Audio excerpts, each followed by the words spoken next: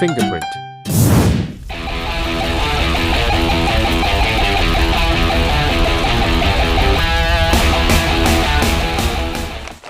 วิธีการล็อก WhatsApp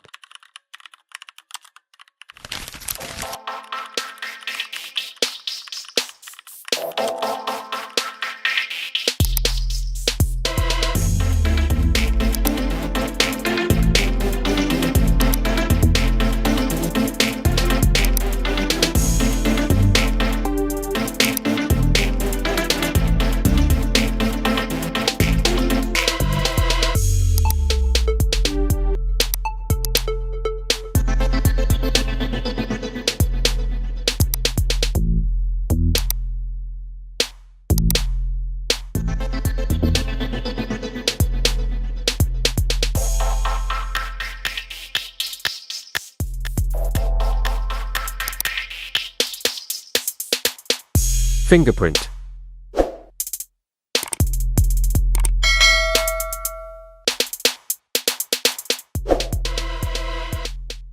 ก็หวังว่าคลิปนี้จะเป็นประโยชน์ให้กับเพื่อนๆนะครับแล้วพบกันใหม่ในคลิปหน้านะครับสวัสดีครับ